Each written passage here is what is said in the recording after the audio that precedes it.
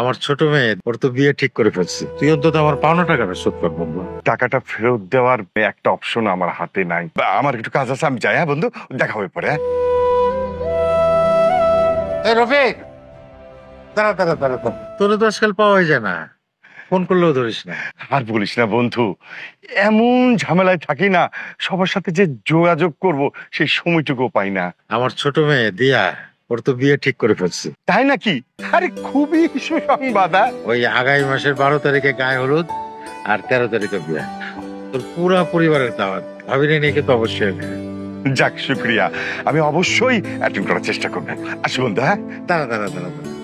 বুঝতেই তো পারিস মেয়ের বিয়ে খরচাপাতির ব্যাপার, তোর কাছে যে টাকাটা পাই সেটা দিলে খুব উপকার হতো। বন্ধু, তুই যে আমার কাছে টাকা পাস এটা কিন্তু আমার মাথায় আছে, কিন্তু বর্তমানে আমার হাতের অবস্থা একদম ভালো নাই। তুই আমাকে কিছুদিন সময় দে, আমি তোর টাকাটা ফেরত দিয়ে দিব। সময় তো অনেক শেষ, তুই একটু বুঝতে চেষ্টা কর। আমার মেয়ের বিয়ে, খরচাপাতির একটা ব্যাপার আছে, আর আমি এটাকে একটু ভালোভাবে উঠাই দিতেছি। তুই যেমনি হোক একটু ম্যানেজ করে আমাকে হেল্প কর প্লিজ। হ্যাঁ, বুঝতে পারছি।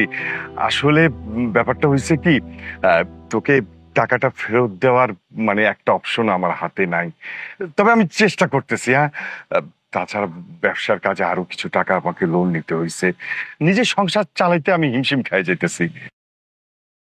দেখ বন্ধু, আমি যখন তোর সাথে পার্টনারশিপের ব্যবসা শুরু করি সবাই আমার নিষেধ করছিল, আমি শুনি নাই।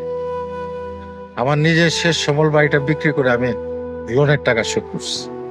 এখন আমার মেয়ের বিয়া, আমার হাতের অবস্থাও তার আগের মতো নাই। তুই অন্তত আমার পাওনা টাকাটা শোধ কর বন্ধু, একটু হেল্প কর প্লিজ বন্ধু। কি বন্ধু, কি করতেছিস? হ্যাঁ বন্ধু, আমি তো তোরে সব ঘটনা খুলে বললাম।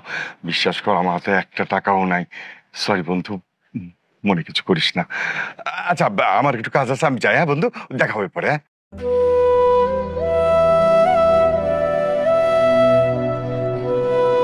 এখন আমি কি করব? এত টাকা কোথায় পাবো? আর টাকা ম্যানেজ না হলে মেয়েকে জিনিসপত্র কিভাবে দিব?